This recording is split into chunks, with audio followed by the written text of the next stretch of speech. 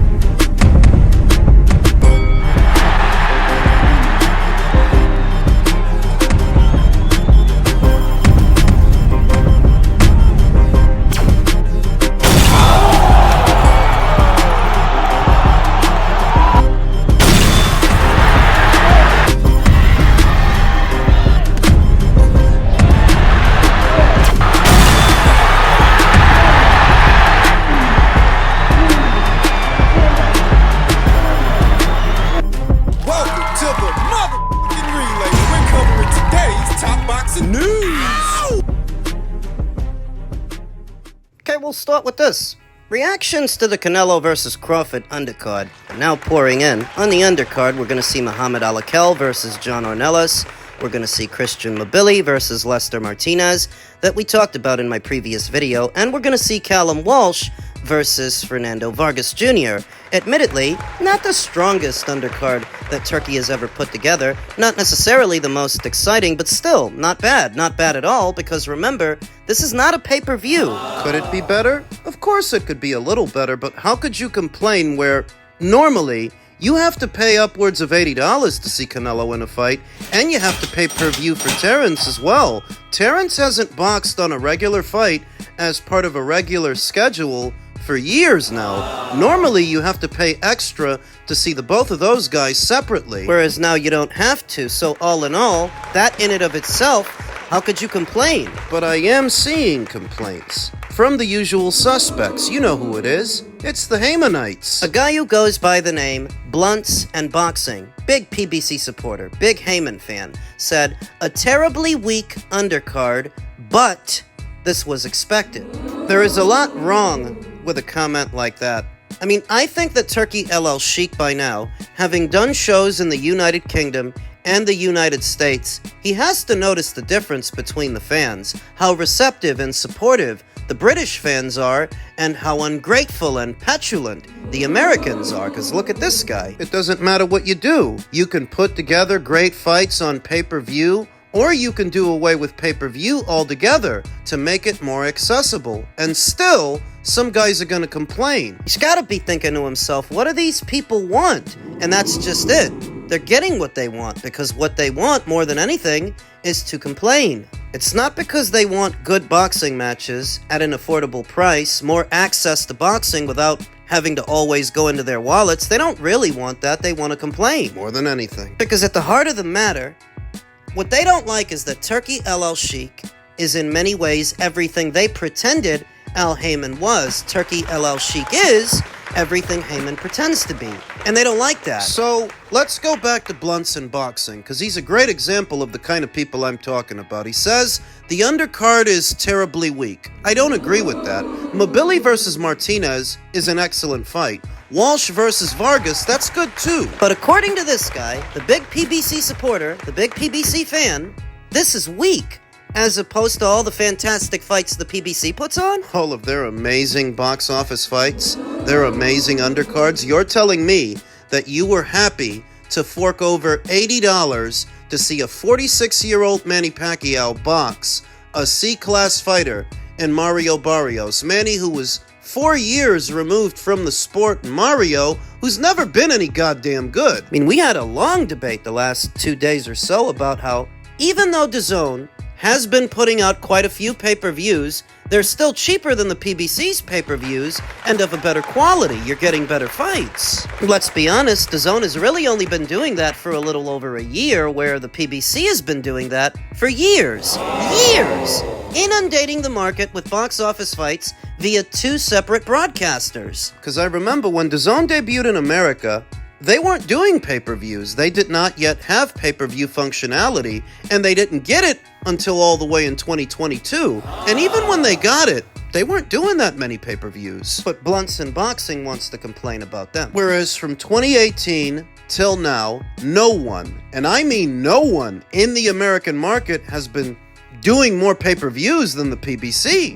And you don't complain about them, or pay-per-views like Ruiz versus Areola, Ruiz versus Ortiz, Ortiz versus Martin, Thurman versus Barrios. And it's DAZN you want to complain about. Turkey LL Sheik you want to complain about. The undercard for Canelo versus Crawford that doesn't even cost you anything extra. This bothers you, but all of that stuff, that didn't? It's giving it away. You're telling me that the undercard is terribly weak for a fight that doesn't cost you anything extra, and I'm just thinking to myself, there's no way this guy was forking over $80 at a time for all those PBC pay-per-views. There's no way no paying customer is going to regularly pay for that schlock and then turn around and complain about this unless you don't actually pay for any of it. And that's the giveaway.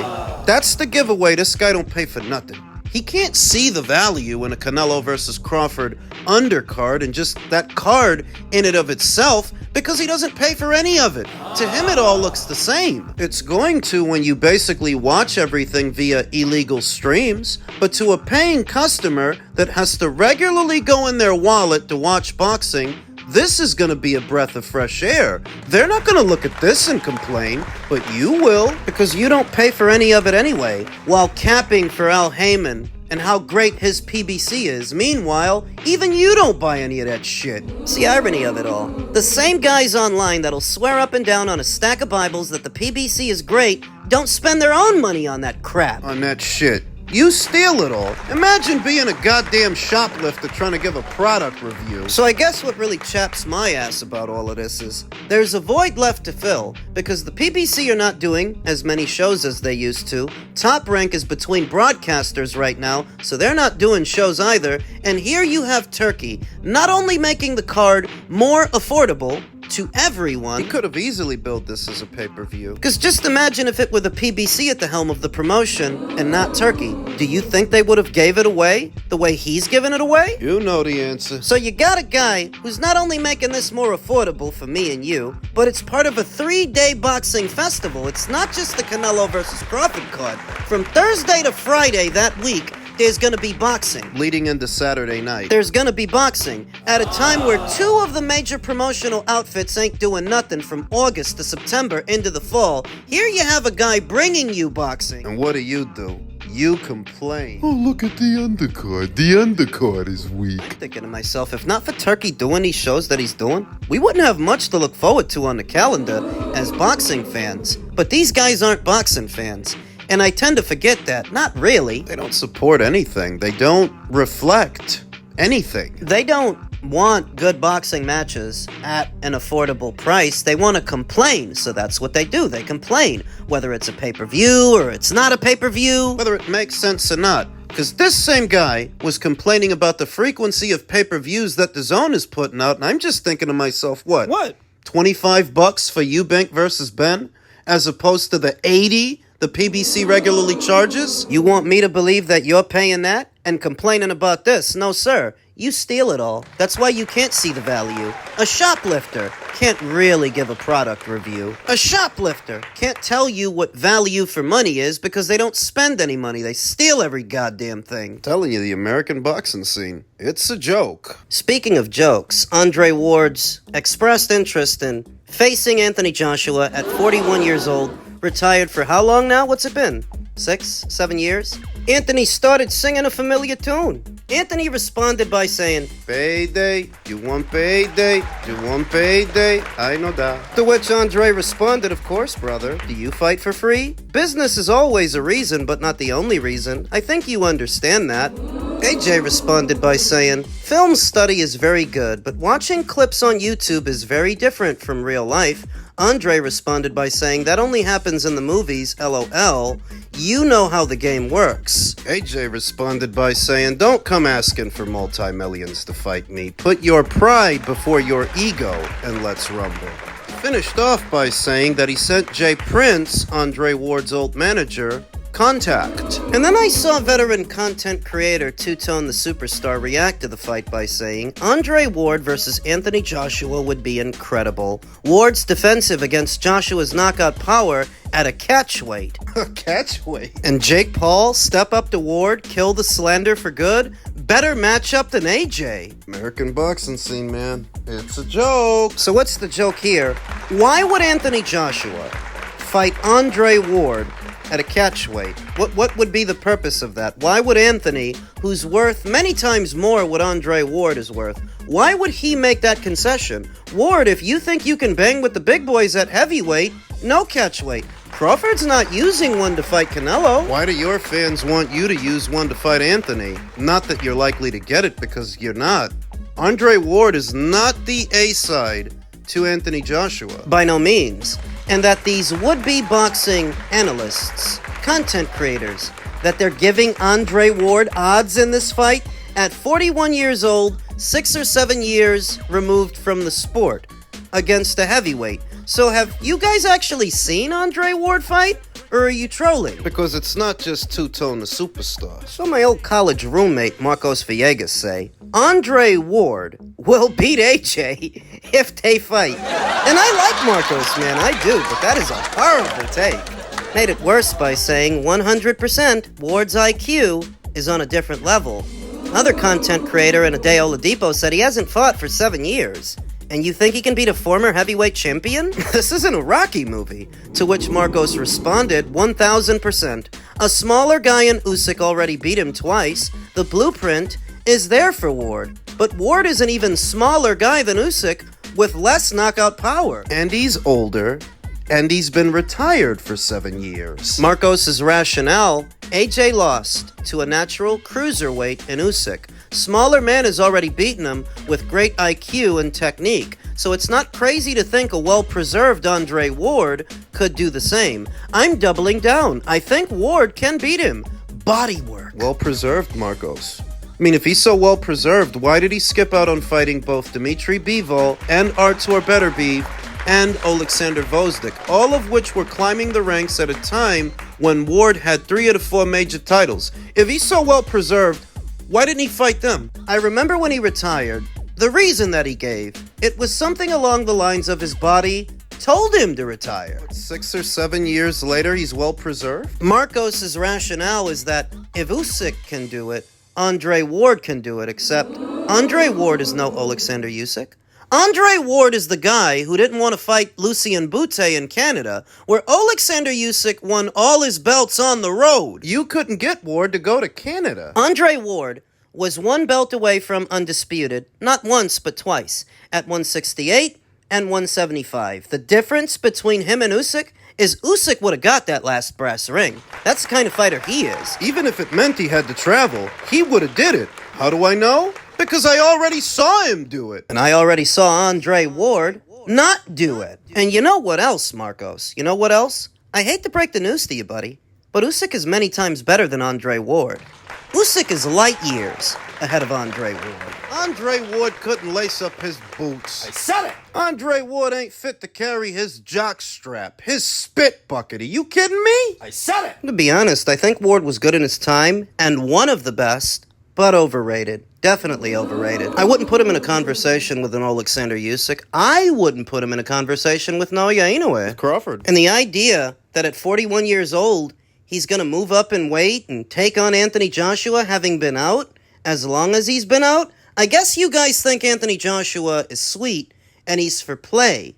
He coming off the loss to Dubois, but that's Dubois, bro, a young bull of a heavyweight. That's what I'm saying. They disrespecting AJ. You know, I didn't want to talk about it because I was like, I don't want that fight at all. I don't care to see Ward. Ward wasn't exciting like that when he was in his prime. He was always a clinching hold. One of his biggest fights is controversial for beating a dude in the testicles. He's not like Crawford. He's not Tank. He's not Tyson. He's not a killer. He's a technician. Like, why the fuck we want to see a dude try to outbox AJ? We already got that with fucking Usyk. Now, I agree with most of what Nestor Gibbs said except that last part, because Andre Ward would not outbox Anthony Joshua.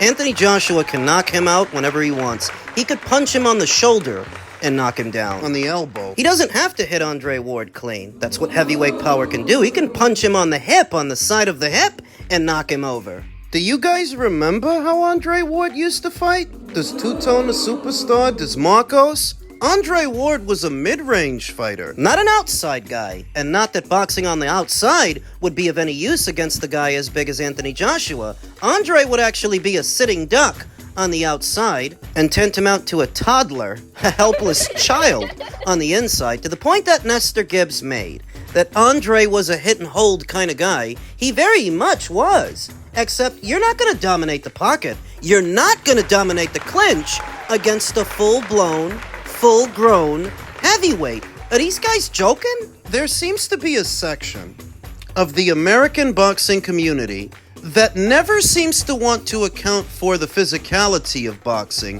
They tend to lean more towards provocative notions and ideas about IQ and skill. I don't know what the hell they think is going on in there, whilst greatly overestimating the way Americans do. Because Usyk did it doesn't mean that Andre Ward can do it.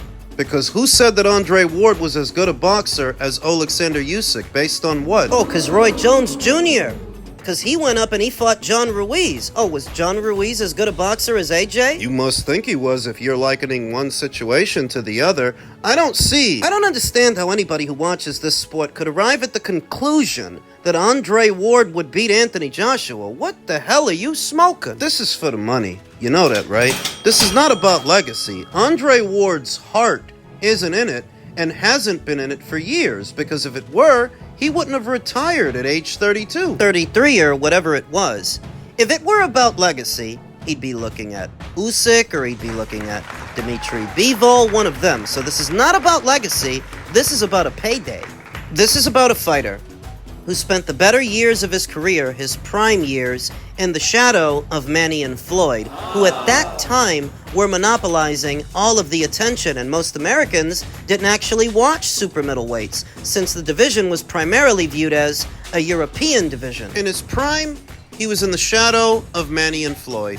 And even after Floyd retired, he was in the shadow of Gennady Golovkin, who was more well-received by an American audience. He was in the shadow of Gennady and Canelo. Because as HBO tried to market the Andre Ward versus Sergey Kovalev fight, all anybody could talk about at that time was Canelo versus Golovkin. So he was in the shadows then too, huh? Still in the shadows now. When you talk about fighting Anthony Joshua, you don't do it for a sense of legacy, because he's coming off a loss and he's not even a champion right now. In your mind's eye, for whatever reason, you think he's low-hanging fruit. Not for you. Oh no, he would kick your ass. Man alive, he would kick your ass. You understand that he could hit Andre Ward once. And all you'd see is a pink miss where Andre Ward's head used to be. You know, I actually hope Ward gets the fight. I hope he gets what he wants. And I hope these guys get to watch it. There's something really satisfying about watching American upstarts get their comeuppance. But aren't you American? I am, but I'm not a tribalist. I watch boxing for the boxers, the good boxers, irrespective of where they're from. America or someplace else. You've been talking about this long enough, Andre. Are you ready to take the plunge?